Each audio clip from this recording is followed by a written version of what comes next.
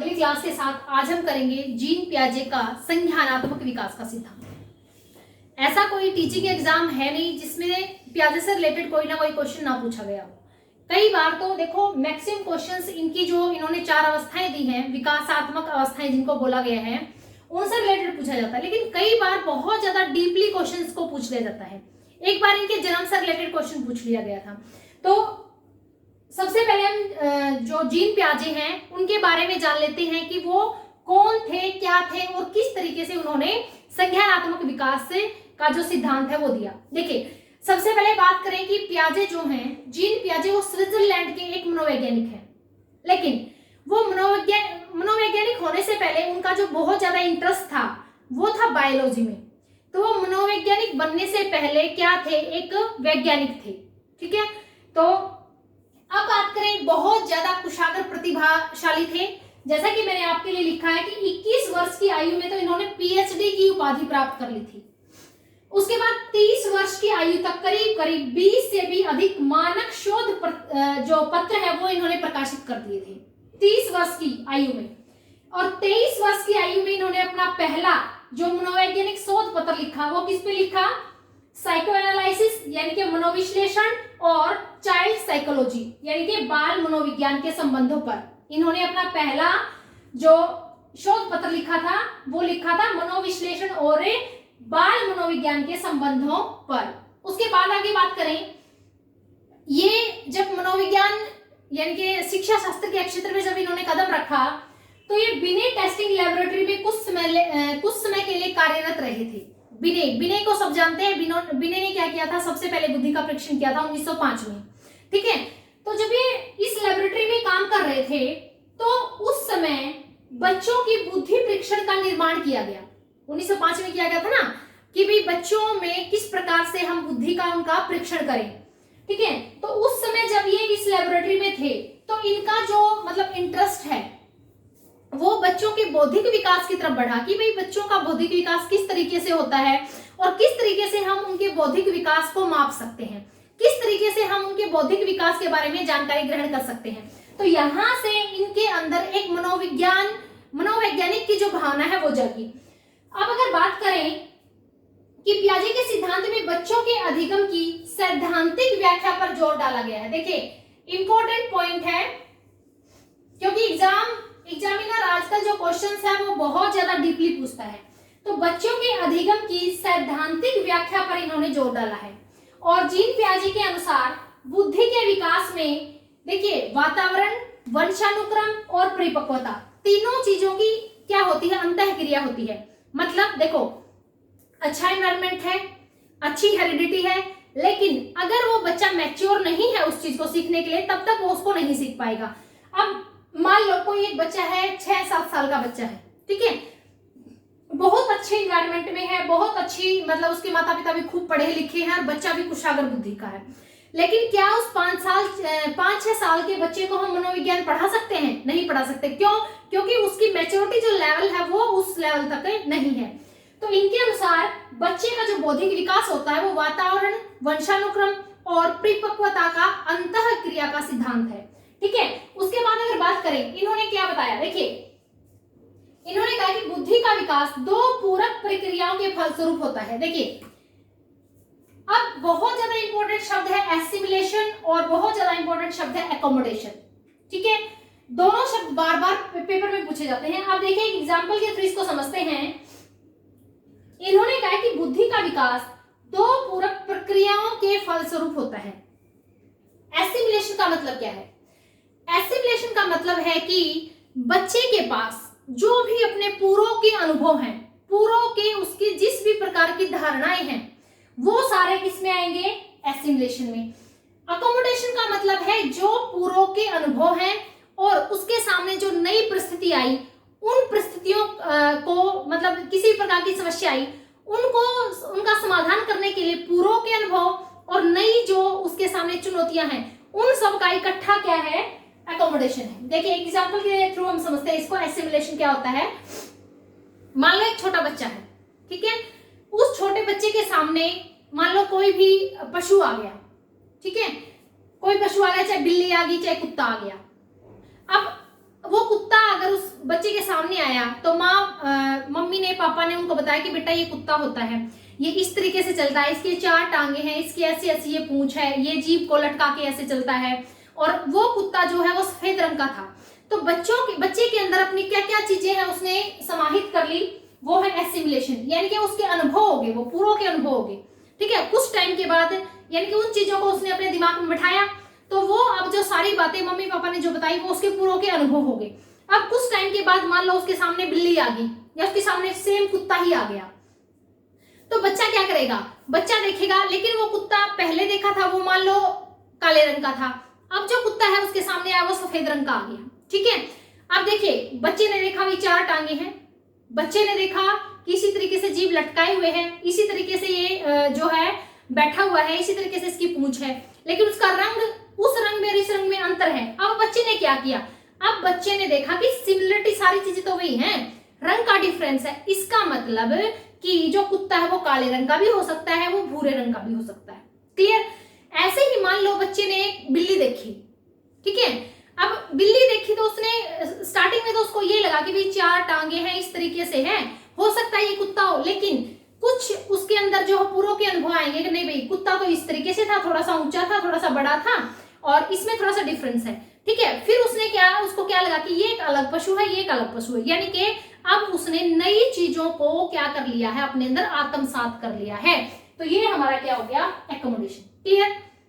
तो एसिमिलेशन और एकोमोडेशन दोनों का सामंजस्य, यानी कि पूर्व के अनुभव और नए जो हमारे अनुभव हैं, उन दोनों को मिला के क्या बनता है, अनुकूलन। रीट में क्वेश्चन भी पूछा गया है कि हमारे पूर्व के जो अनुभव हैं और हमारे जो नए अनुभव है, नई चीज हम जो सीख रहे हैं, उन दोनों को मिला के उनका संतुलन, वो जो इकट्ठी चीज है उनको क्या बोलेंगे, तो उनको हम बोलेंगे क्या, संतुलन।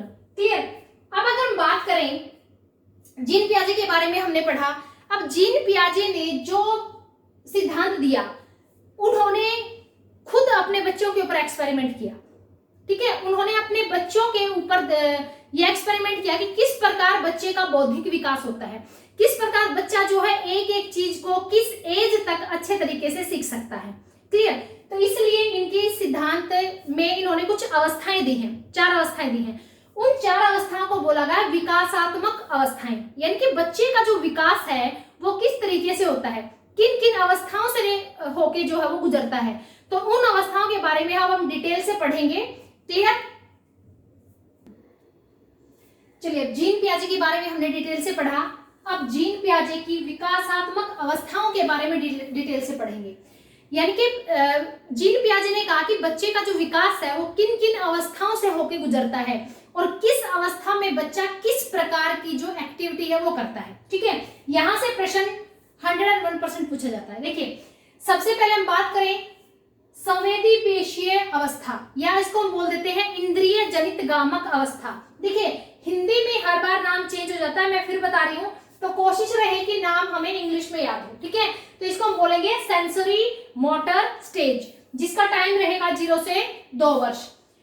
इस अवस्था में जीन पियाजे कहते हैं कि बच्चा जब जन्म लेता है तो कुछ बेसिक इंस्टिंक्ट्स जो हैं, कुछ जो रिफ्लेक्सेस हैं वो अपने साथ लेके पैदा होता है। जैसे चूसने की प्रक्रिया, बच्चा क्या करता है कि जैसे छोटा बच्चा अपनी उंगली को या अंगूठे को डालेगा मुंह में, पैर के अंगूठे को डालेगा मुंह में, ठीक है, यानी कि उसके आसपास कोई भी चीज पड़ी हो, चाहे कीड़ा मकोड़ा कुछ हो, कोशिश करेगा उसको उठा के अपने मुंह में डालने की। ठीक है, चीजों को देखना। देखो, छोटा सा बच्चा होता है, लाइट की तरफ टुकर टुकर देखता रहेगा।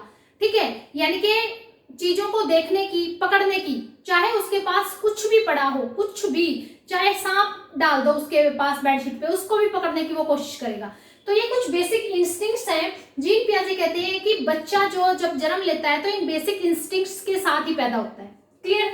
उसके बाद इस अवस्था में जो इंपॉर्टेंट चीज है वो क्या है, देखो, प्रारंभ में बच्चों का व्यवहार क्या होता है, प्रतिवर्तात्मक, ठीक है, रिफ्लेक्सिव, अभी अभी मैंने बताया। उसके बाद हम बात करें कि ऑब्जेक्टिव परमानेंस। देखिए, शुरू में ये अवस्था होती है 0 से 2 वर्ष की। ऐसा नहीं है कि बच्चा जो भी काम शुरू करेगा वो बिल्कुल 1 महीने का हो, 2 का हो, 4 का हो तभी शुरू कर देगा। शुरू में इस अवस्था में बच्चा क्या होता है कि उसके पास जो भी हम चीज कहेंगे कि बेटा ये चीज तो ना चिड़िया ले गई, ये चीज तो ना गुम होगी। तो शुरू की अवस्था जब होगी 1 साल तक की, तो बच्चा सोचेगा कि जो चीज मेरे सामने अब नहीं है, अब उसका अस्तित्व खत्म हो गया है, अब वो चीज है ही नहीं।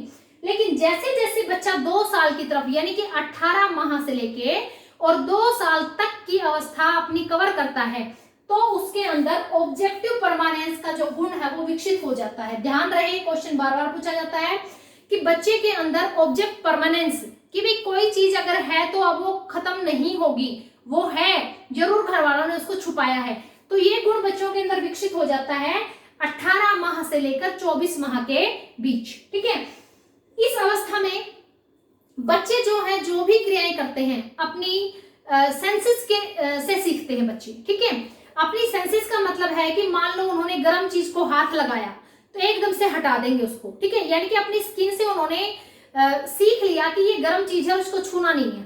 ठीक है, ऐसे ही ठंडी चीज को, मतलब अपनी सेंसेस से वो सारी चीजें सीखते हैं। अपने आंखों से देख के सीखते हैं, कानों से सुन के सीखते हैं, अपनी स्किन से टच करके सीखते हैं। यानी कि सारे के सारा जो उनका डेवलपमेंट होता है वो उनकी सेंसेस पे डिपेंडेंट होता है। ठीक है, और मोटर स्किल्स पे, इसीलिए इसको कहा गया है सेंसरी मोटर स्टेज। क्लियर?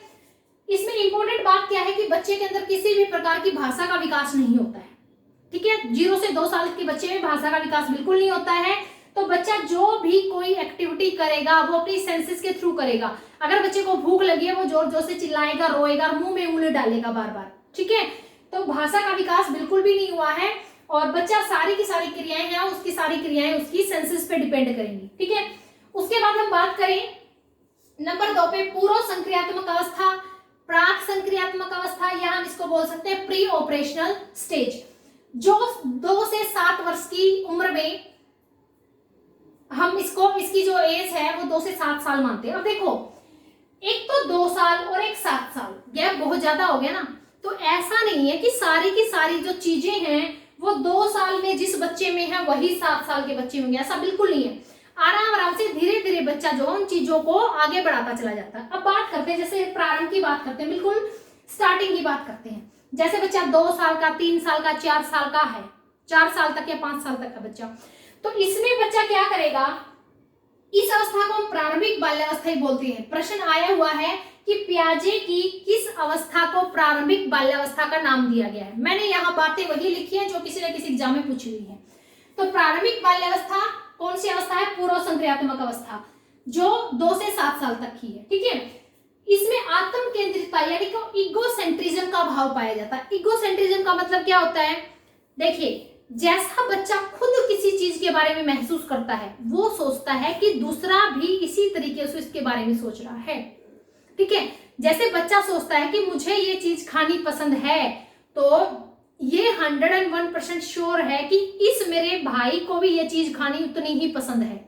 यानी कि वो अपने लिए जो बातें सोचता है दूसरों के लिए सेम एज इट इज सोचता है, कि दूसरा भी एज इट इज अनुभव कर रहा है। इसको बोलते हैं इगोसेंट्रिज्म, यानी कि आत्म केंद्रितता, अपने जैसा ही दूसरों को भी अपने जैसा ही सोच लेना। ठीक है, इसमें कंसेप्ट फॉर्मेशन प्रारंभ हो जाती है, संप्रत्यों का निर्माण। अब देखिए यहां से क्वेश्चन आता है, प्रारंभ, बहुत सारी चीजें यहां प्रारंभ हो जाती हैं। कंसेप्ट फॉर्मेशन प्रारंभ होगी, यहां पर तर्क भी प्रारंभ हो जाता है। अब बात करें अगर थर्ड स्टेज की, तो थर्ड स्टेज में जो चिंतन है या तर्क है वो क्रमबद्ध हो जाता है। लेकिन कई बार एग्जामिनर ने क्वेश्चन क्या पूछा है कि बच्चा तर्क प्रारंभ कब कर देता है? तो तर्क प्रारंभ कर देता है 7 साल की उम्र में। क्यों?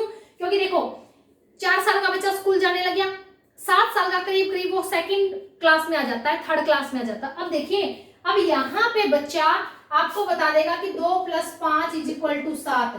ठीक है, ये चीजें बता देगा। तो हल्का हल्का सा जो तर्क है वो प्रारंभ होना शुरू हो जाता है यहाँ पे। अब यहाँ पे रिवर्सिबिलिटी नहीं है, उल्टा पलटा भी नहीं है। अगर आप लिखोगे ना 7 - 5 तो वो 2 नहीं बताएगा, लेकिन 2 + 5 7 जरूर बता देगा। जोड़, घटा, गुना, छोटे छोटे कंसेप्ट है, बच्चा 1st क्लास में सीख लेता है, 2nd क्लास में तो बहुत अच्छे तरीके से सीख लेता है। तो तर्क बिल्कुल प्रारंभ कहाँ हो जाता है? यहाँ पे हो जाता है। क्यों? देखो, ये भी तो 7 वर्ष है और यहाँ भी तो 7 वर्ष है, तो तर्क प्रारंभ यही हो जाता है, लेकिन वो एक क्रमबद्ध रूप में, सुसंगठित रूप में कहां शुरू होगा? अगली अवस्था में, किसमें? मूर्त संक्रियात्मक अवस्था में। क्लियर? अब देखो, साधारण मानसिक क्रियाएं करना बच्चा यहां शुरू कर देता है, लेकिन इनके पीछे छिपे हुए जो नियम है वो नहीं जानता। ठीक है, यानी कि बच्चे ने मान लो कोई काम कर दिया, बच्चे को 2 का जो पहाड़ा है वो याद है, उसने सुना दिया, 3 का भी सुना दिया, 4 का भी, 5 का भी, लेकिन अगर आप पूछोगे ना कि बेटा ये कैसे आया, क्यों आया, उसके पास कोई जवाब नहीं है, उसको वो चीजें याद हैं। ठीक है, लेकिन आप पूछोगे ना बेटा कि 2 + 2 = 4, तो 2 × 2 = 4, कैसे? वो कोई जवाब नहीं दे पाएगा। ठीक है, लेकिन वो क्या करना शुरू कर देता है? मानसिक क्रियाएं करनी शुरू कर दी, लेकिन वहां पर उसके पीछे छुपे जो नियम है, नियमों को बिल्कुल नहीं जानता है। नियमों का ज्ञान उसको कहां होगा? नियमों का ज्ञान होगा मूर्त संक्रियात्मक अवस्था में। क्लियर? जो है 7 से 11 वर्ष में। अब ये बहुत इंपॉर्टेंट है, बहुत इंपॉर्टेंट। देखिए इसमें क्या क्या चीजें होती हैं। मूर्त संक्रियात्मक जो अवस्था है उसमें बच्चा तर्क करना शुरू कर देगा, लेकिन उसका तर्क जो होगा वो मूर्त होगा, ये याद रहे। अब प्रश्न ऐसा आ जाए कि बच्चा जो है अमूर्त तर्क या परिकल्पनाएं बनाना कब शुरू कर देगा, तो आप ये ना सोचिए कि भाई तर्क करना तो बच्चे ने बहुत अच्छे तरीके से 3rd अवस्था में कर दिया ना। 3rd अवस्था में बच्चे का जो तर्क होगा वो उसके सामने जो चीजें प्रेजेंट हैं उनके ऊपर होगा, वो परिकल्पनाओं में तर्क नहीं कर सकता। ठीक है, या अमूर्त चीज, जो चीज उसके सामने नहीं है उनके बारे में तर्क नहीं कर सकता। ठीक है, क्लियर? तो अब देखिए हम 3rd अवस्था में पहुंच गए, मूर्त संक्रियात्मक अवस्था या ठोस संक्रियात्मक अवस्था या कंक्रीट ऑपरेशनल स्टेज, 7 से 11 वर्ष। क्या क्या चीजें इंपॉर्टेंट है? चिंतन तथा तर्क क्रमबद्ध तथा तर्क संगत हो गया। अब वो बता सकता है कि 8 + 2 आपने लिखा 10, तो बेटा 10 - 2 कितना होगा? 8, या आप कहोगे 4 × 2 कितना होगा? 8। यानी सब प्रकार की उसकी मानसिक जो क्षमताएं हैं, जो तार्किक क्षमताएं हैं वो विकसित होगी, लेकिन कैसी? वो हुई है मूर्त। ठीक है, उसके बाद बात करें संरक्षण, पलटावी। 2 बहुत इंपॉर्टेंट चीजें हैं। संरक्षण का मतलब होता है कंजर्वेशन, पलटावी का मतलब होता है उलटना पलटना। ठीक है, अब इन दोनों कंसेप्ट को समझने के लिए, यानी कि यहाँ पे जो संरक्षण और पलटावी का गुण है बच्चे में विकसित हो जाता है। ठीक है, वर्गीकरण करना सीख लेता है, एक जैसी चीजों को इकट्ठा, भाई ये ट्रायंगल है, ये क्वाड्रिलेटरल है, ये पेंटागन है, ये हाथी है, ये घोड़े हैं, ये पशु है, ये इंसान है, ये पेड़ पौधे, सभी चीजों का वर्गीकरण करना वो बहुत अच्छे तरीके से सीख लेता है। ठीक है, यहाँ पर उसका जो कंसेप्ट है, यहाँ पर उसका जो किसी भी चीज से रिलेटेड संप्रत्य है वो बहुत ज्यादा मजबूत हो जाता है। ठीक है, अब यहाँ देखिए पलटावी का मतलब है, मान लो इस अवस्था की बात करूं मैं पिछली की, कि एक बड़े से ग्लास में 250 मिलीलीटर दूध डाल दिया और एक चौड़ी कटोरी में, चौड़े बाउल में 250 मिलीलीटर दूध डाल दिया। अब बच्चा क्या कहेगा कि मैं तो लंबे वाला लूंगा, क्यों? क्योंकि इसमें ज्यादा है। यानी कि जो सेकंड हमारी जो स्टेज है पूर्व संक्रियात्मक, इसमें बच्चे के अंदर जो कंजर्वेशन है और जो पलटावी है, रिवर्सिबिलिटी है, वो गुण विकसित नहीं होते। वो कब हो जाते हैं? मूर्त संक्रियात्मक अवस्था, यानी कि 3rd जो स्टेज है हमारी 7 से 11 वर्ष में। क्लियर? इसमें तर्क बहुत अच्छे तरीके से बच्चे का विकसित हो जाता है, लेकिन तर्क करना प्रारंभ कब कर देता है ये ध्यान रहे कि जब 7 साल की उम्र है बच्चे की, तो तर्क करना प्रारंभ उसने किसमें कर दिया है? पूर्व संक्रियात्मक अवस्था में। क्लियर? तर्क बहुत क्रमबद्ध हो गया इस अवस्था में, कंजर्वेशन का गुण आ गया, पलटावी का गुण आ गया। ठीक है, वर्गीकरण करना सीख लिया है चीजों को, हर चीज का कंसेप्ट उसने अपने माइंड में बिठा लिया है। क्लियर? उसके बाद बात करें अमूर्त संक्रियात्मक अवस्था। देखो अब अमूर्त संक्रियात्मक अवस्था की जो स्टेज रहेगी, जो टाइम रहेगा, वो 11 to 15 या फिर ऐसा कहें कि 11 to वयस्क अवस्था तक रहेगा। ठीक है, अमूर्त संक्रियात्मक अवस्था का मतलब क्या होता है? अब बच्चा पूरी तरह से परिपक्व हो गया है, बच्चे के अंदर तर्क पूरी तरह से क्या हो गया है? अमूर्त हो गया है। अगर कोई चीज उसके सामने नहीं भी है ना, आपने उसकी पिक्चर ही दिखा दी या आपने उसके बारे में बता दिया, सिर्फ ताजमहल के बारे में अपने बच्चे को बता दिया, लाल किले के बारे में बता दिया, ठीक है, आपने बच्चे को जो है पानीपत के 3 लड़ाइयों के बारे में बता दिया, तो उसके दिमाग में वो सारी चीजें घूम जाएंगी, उसके सामने थोड़ी ना लड़ाई हो रही है, लेकिन वो उन कंसेप्ट को, उन सारी की सारी चीजों को अपने दिमाग में बिठा लेगा कि भाई इस तरीके से हुआ था कि 1526 में हुआ, 56 में हुआ, 1761 में हुआ, उनके बीच हुआ, इस तरीके से हुआ होगा, क्या कारण रहे होंगे, ठीक है। तो उन सारे के सारे कंसेप्ट को अपने माइंड में क्या कर लेगा, वो रिवाइज कर लेगा। लेकिन इनके पास ये गुण नहीं है, ये तो इनके सामने जो चीज है ना उसी के ऊपर तर्क कर सकते हैं, ठीक है। अब यहाँ जो तर्क है वो परिकल्पनात्मक हो गया, अमूर्त हो गया, सभी प्रकार की मानसिक जो उनकी शक्तियां वो पूरी तरह से विकसित होगी। हर तरह का जो भी मानसिक विकास है इस अवस्था में बच्चे का चरम सीमा तक हो गया, पूरी तरीके से हो गया। क्लियर? तो ये हमने जीन पियाजे की संज्ञानात्मक जो विकासात्मक इनकी स्टेजेस थी, चारों स्टेजेस के बारे में डिटेल से पढ़ा। इसके बाद जो मोस्ट इंपोर्टेंट चीजें हैं हम पढ़ेंगे, क्या क्या सारी चीजें हैं, स्कीम्स क्या है, स्कीमा क्या होता है, ठीक है, साम्य धारण क्या होता है, आत्मसात्करण क्या होता है, उन सभी चीजों को हम बड़ी डिटेल से और बहुत अच्छी डेफिनेशन और एक्सप्लेनेशन के साथ पढ़ेंगे, ठीक है। तो इन चीजों को आप याद करें, नोट करें। Thank you.